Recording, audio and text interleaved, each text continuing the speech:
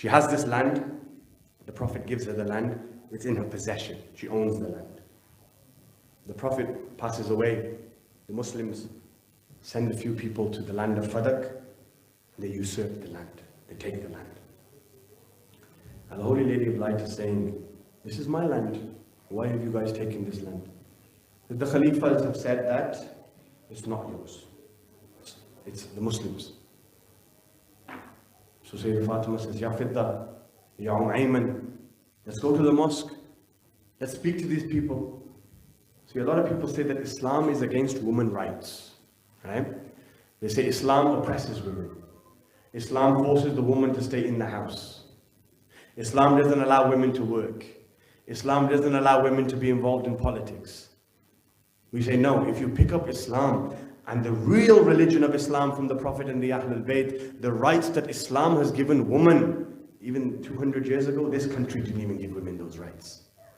Women weren't allowed to work until the World War. Women weren't allowed to own properties until 200 years ago. Women weren't allowed to vote until a couple of years ago.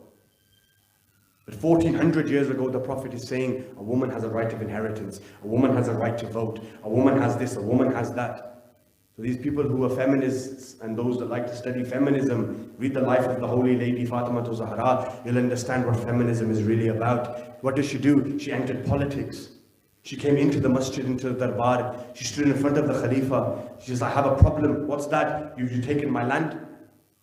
Give my land back to me. He says, oh daughter of the Prophet, do you have any witnesses that this is your land? So she says, witnesses?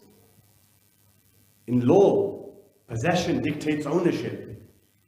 Fadak was already in my possession. You took it from me. If anything, do you have any witnesses that it's not mine? Look at how the daughter of the Prophet is replying. Do you have any witnesses that this is not mine? No, look, we've taken the land, it's ours now. You have to produce witnesses. Okay. My first witness is Amir al-Mu'mineen. No, we can't accept him. He's your husband. Doesn't work that way.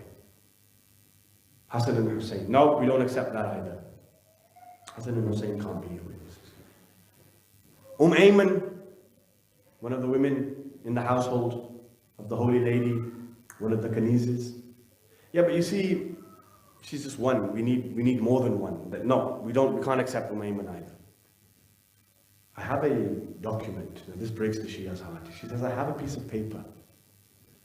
On this paper, my father, Rasulullah, has written that the land of Fadak is given to my daughter. If you want, I can present you with the handwriting. 2 days ago, we said what?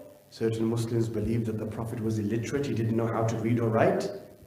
If the Prophet didn't know how to read or write, how is he writing a handwritten letter to his daughter saying, Fatima, Fadak is yours? The reason why they deny and tell you that your Prophet was illiterate was so that when we present this evidence and we say that there was a handwritten letter from the Prophet to say Fadak was Fatima's, they can then reply back to you and say, what handwritten letter? You couldn't even read or write. She presents the piece of paper. What does the second Caliph do? In front of Fatima's eyes, he rips the paper into pieces. Denies her the land of Fadak. At that moment, Sayyidah Fatima says, if you are not going to give me Fadak back as my right, then I will claim it under the laws of inheritance.